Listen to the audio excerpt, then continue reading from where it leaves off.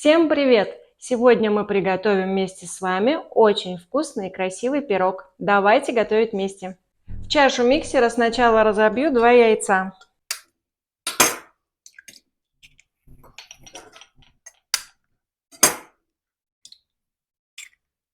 Сюда же отправляю сахар. Сахара у меня 100 граммов. Все пропорции, как всегда, вы найдете в описании. Со всеми граммовками. Сюда же отправляю ванильный сахар, пакетик. 8 граммов он у меня. И щепотку соли. Можно 2. Все это отправляю в миксер. Яйца взбили. Просто в легкую пену. Беру апельсин и цедру с этого апельсина я сюда тоже протру. Естественно, апельсин сначала помыла хорошенько, просушила и натираю сюда. Мне очень нравится запах, вкус апельсина в сдобной выпечке. Цедру с апельсина сняла, разрезаю его пополам. Мне надо пару столовых ложек апельсинового сока.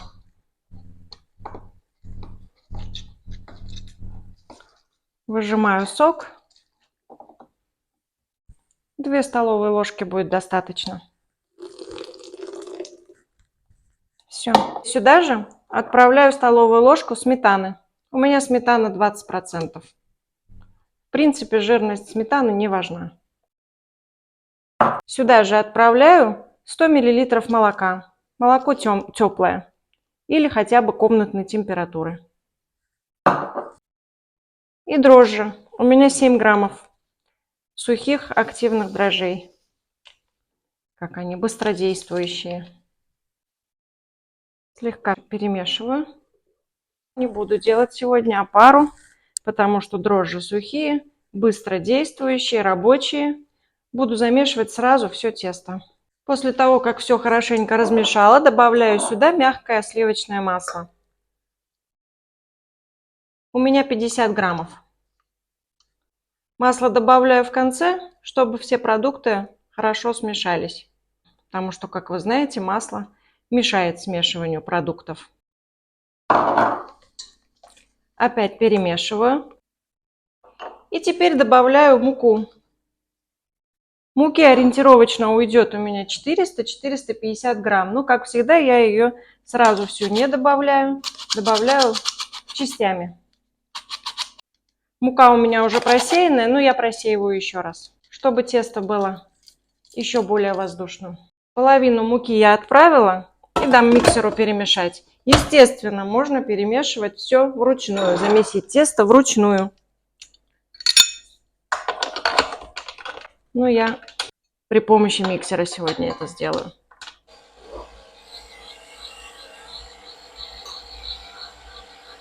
И почему я люблю месить тесто в миксере? Пока тесто месится, вымешивается, можно все убрать, перемыть всю посуду и подготовить все для дальнейшей работы.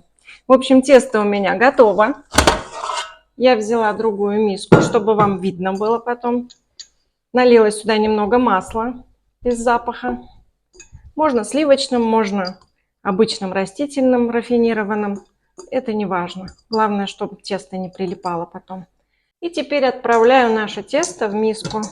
Вот, посмотрите, какое тесто. Оно мягкое, нежное, вот такое шикарное. И крапинки апельсина. Все, подкатываю его в шар. Отправляю в миску, смазанную маслом. Можно и сверху вот так слегка. Накрываю пленкой, пакетом, чем вы накрываете. И убираю в теплое место. Накрою сейчас еще теплым полотенцем. И будет растаиваться час-полтора. Зависит от того, какая температура у вас в комнате. Столько и будет растаиваться ваше тесто. Чем теплее, тем быстрее. У меня прошло 1,5 часа. Посмотрите, тесто как хорошо поднялось. Я его один раз обмину, чтобы еще раз оно поднялось. Видите, какое хорошее. И второй раз, естественно, оно поднимется уже быстрее, чем за 1,5 часа. Я его накрываю и оставляю еще раз растаиваться. Прошло еще полчаса. Как я и сказала, на вторую расстойку уже меньше времени ушло. Тесто наше опять хорошо поднялось. Я налила масло на рабочую поверхность. Муку больше использовать не буду. И теперь продолжаем. О, какое. Видите?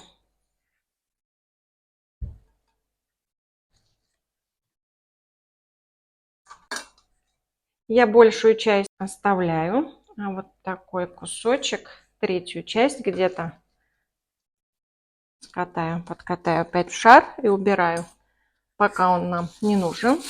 Занимаюсь вот этим тестом. Даже можно его тоже сразу на две части разделить. Буду раскатывать два прямоугольника. Верну в колобочки, а потом буду раскатывать.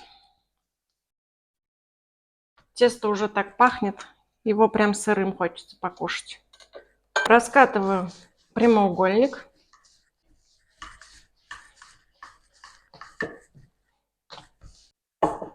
Так, я раскатала тесто. И теперь у меня есть вот такой джем. Здесь у меня яблоко, сливы. Я его специально варила кусочками для пирогов. И я буду его наносить на тесто. Распределила я джем. И теперь хочу посыпать грецкими орешками. Вот так. Я их просто молоточком в пакете побила, чтобы были крупненькие, мелкие, разные фракции. Грецкие орешки с яблоком, со сливой, с апельсиновым тестом. Это будет очень вкусное сочетание. Так случилось, что у соседей был хороший урожай яблока, а у нас был хороший урожай слив. Вот мы поделились друг с другом и сделала вот варенье. Джем, вернее, сливово-яблочный. Очень вкусный. Все, достаточно немного орешков для вкуса. И теперь скручиваю рулет. Буду скручивать поплотнее. Вот так.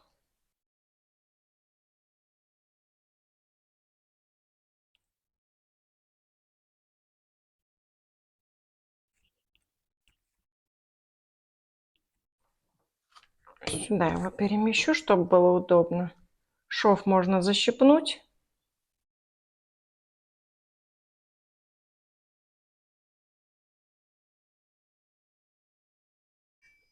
Этот кусочек уже не будет мешать мне. Разрезаю я пополам, вдоль. Или острым ножом, или чем вам удобно. Надо разрезать. Но не до конца. Пока я вот так оставлю. И буду вот так их разворачивать. И сворачивать косичкой. Так.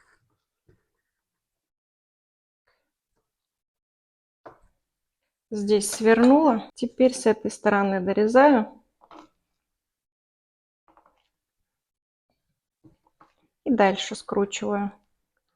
И стараюсь вот этими разрезами наверх повернуть.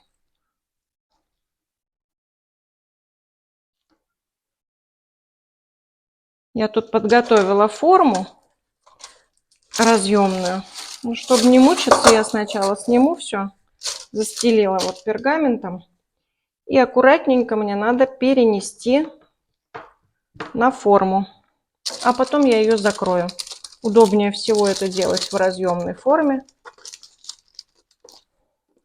И мне надо рассчитать так, чтобы половину, да, это заняло место. Я еще подготовила баночку.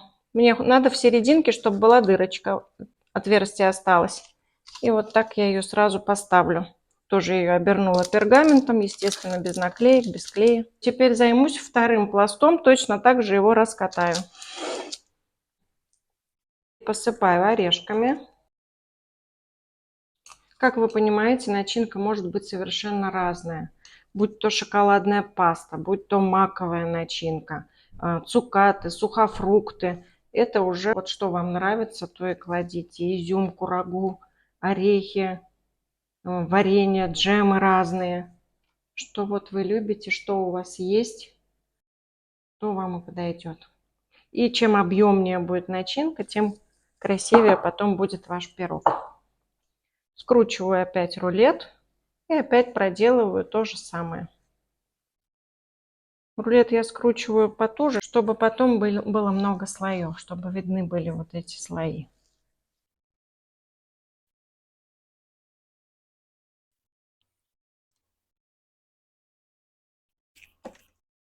Разрезаю.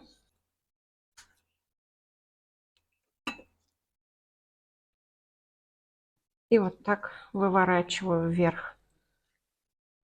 Стараюсь, чтобы вот это все, вся эта красота была вверху. Вторую часть разрезаю.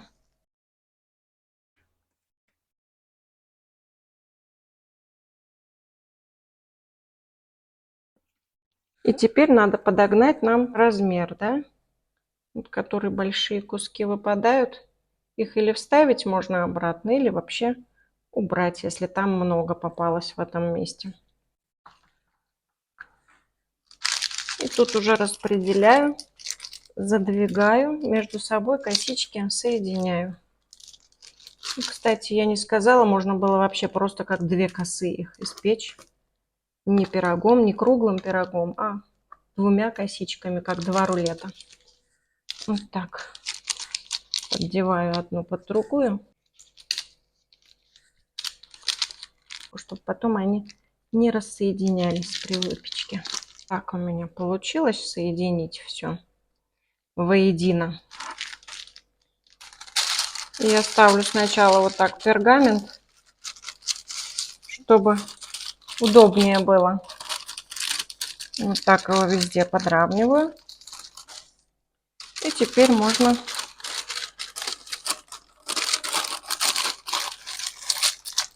закрывать форму. И вот так. Скрепки теперь можно убрать. Оставляю еще растаиваться наш пирог. А из оставшегося кусочка теста я вам еще кое-что покажу. Это вам как вариант, как из одного теста можно приготовить много разных изделий. Не только что вы сделали одно тесто и только вот пирог или там только пирожки.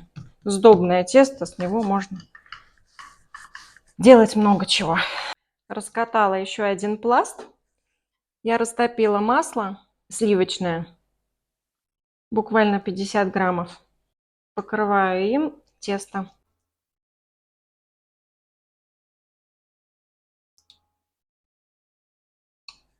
У меня здесь промытые высушенные цукаты, кусочки сушеной вишни, барбарис.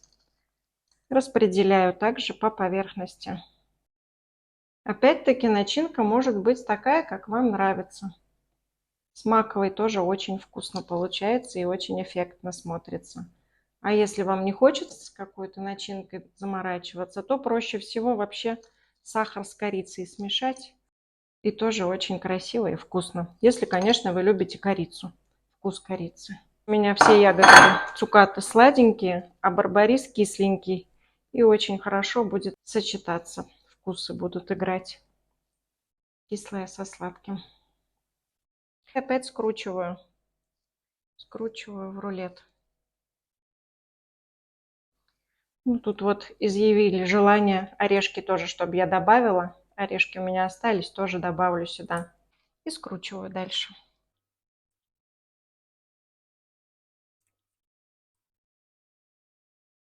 Наверное, вы уже догадались, что я делаю, что я тут накручиваю.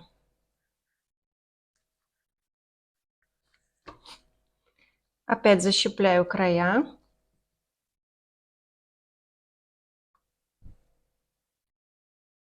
Переворачиваю швом вниз и разрезаю.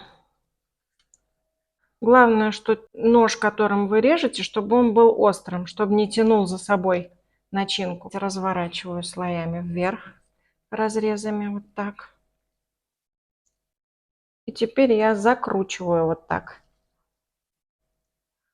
Вот так. То, что вот выпадает, можно вот так повставлять обратно.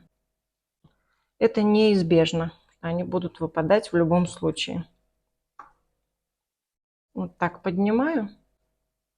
Сюда его внутрь. Продолжаю накручивать наш, как вы уже догадались, краффин. И вот так. Собираем все. Все вот эти цукатики можно повставлять, выпавшие. Старайтесь заправить, чтобы потом они внутри оказались. Они горели сверху. Вот такой у нас получился куличик. Я его отправляю в форму. Обязательно поправьте то, что у вас там. Если он на бочок лег или что, обязательно выровняйте его. Вот так. И пергамент поставлю. И тоже оставляю растаиваться. Прошел еще час. Наше тесто расстоялось в изделиях. Я отсюда уберу. Посмотрите, вот такой у нас тут краффин. Такой вот. И пирог. И теперь что я делаю? Я взяла один желток и чайную ложку молока сюда добавила. Размешаю. Верх пирога смазываю этой смесью. И вот так аккуратненько смажу весь пирог. Где варенье много там не трогаю. Где джем попался, не размазываю его. Только вот свободные края стараюсь. Краффин смазывать не буду. Я уже включила духовку на 180 градусов и отправляю туда нашу выпечку. Примерно 40 минут, но через полчаса уже можно проверять. Ориентируйтесь по своей духовке. Пока печется пирог, мы подготовим сироп, которым его нужно будет пропитать. У меня тут собственного приготовления опять-таки варенье есть из абрикосов. Я налила в чашку буквально 50 грамм воды. И сюда же отправлю 2 столовые ложки этого сиропа от варенья абрикосового. Можно любое варенье, можно мед, можно вообще просто сахар размешать. И все, пусть пока остывает, пока пирог печется, это тоже остынет у нас. У меня прошло 45 минут. Пирог испекся. Кулич я достала уже на 5 минут раньше. Вся прелесть этих куличей краффинов в том, что никогда не угадаешь, какие они получатся. И мне это очень нравится. Посмотрите, какой он оригинальный с этой стороны. Вот так получился. И вот так по кругу. Везде разный. И теперь пирог пока горячий, только достала из духовки. И вот нашим этим сиропом горячий, прям его вот так прохожусь по нему сиропом. Из-за этого он будет блестеть и выглядеть очень красиво. Если вы не хотите так делать, можно и пудрой сахарной, но мне нравится вот так он. Красиво, эффектно смотрится, когда блестит.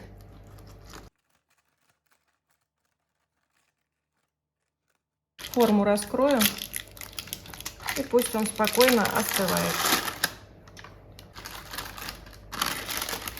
Можно и бока чуть смазать, тоже, чтобы блестели. Банку тоже сразу вытащу, пусть хорошенечко остывает. Видите, она спокойно вышла. На всякий случай и изнутри сделаю сиропом. Пусть блестит. Жалко, что ли? И посмотрите, какая у нас сегодня тут красота. Я вам не стала морочить голову, делать сначала пирог вам видео снимать, потом кулич. Вот вам, пожалуйста, с одного теста 2 изделия. И причем они будут совершенно разные, да, на вкус. И на вид, и на вкус совершенно будут по-разному выглядеть. По-моему, очень красиво. А вам как кажется? И еще я хотела сказать, если вы, вот я тут поставила, да, курочку или петушка в серединку, в гнездышко, можно также вот такие яички сюда положить, можно уже крашеные яйца, да, положить, если вы будете это делать на Пасху. А можно вообще сделать сразу в этой форме вот в этой. Помните, в советское время, если вот есть у меня зрители, которые в советское время пекли вот в таких баночках, мамы наши пекли куличи, потому что разных красивых формочек и удобных, как сейчас, не было готовых. И я помню, что мама всегда от горошка брала баночки, было несколько банок специально для этих целей, чтобы на Пасху печь куличи. Как вставила вот сюда эту, чтобы осталась дырочка в середине отверстия, можно было также оставить и сюда же кулич, да, только у меня вот тут чуть-чуть краешки другие, без них надо внутри, чтобы не было, не торчало, чтобы потом достать кулич спокойно. А так в нем и потом же этот же кулич вытащить и положить сюда, и тоже будет очень оригинально и симпатично смотреться. Вот я вам сегодня подала сразу несколько идей к празднику. Посмотрите, подумайте. Если вам понравился рецепт, тоже можете уже заранее приобрести продукты нужные. И это всегда нарядно, празднично. Не только куличи можно на Пасху печь, но и много разнообразной выпечки. В общем, баночку убираю. Хочу сказать большое спасибо всем, кто подписался. Кто не подписался, тоже спасибо. Когда-нибудь подпишитесь, чтобы не пропускать мои интересные видео. Ставьте лайки, пишите комментарии. А я с вами на сегодня прощаюсь. Желаю всем всего самого наилучшего. Будьте добрее, будьте счастливы. Пока-пока.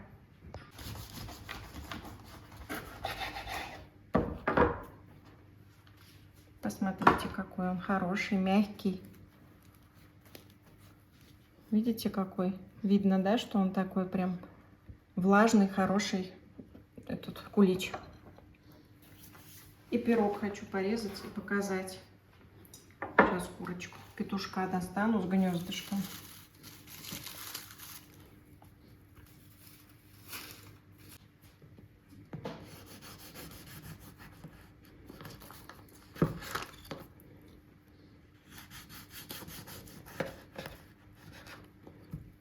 Посмотрите, как красиво на разрезе смотрится.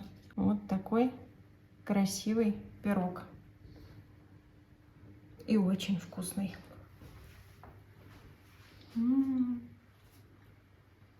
Очень вкусный. И по сладости тоже очень хорошо. Если вы сладкоежки, нет, слаще не надо. Самое то, вот если вы будете делать с джемом, с шоколадной пастой, даже и с цукатами, сахар не добавляйте и не убавляйте сахар, потому что сдоба она должна быть сладенькая, иначе будет невкусно.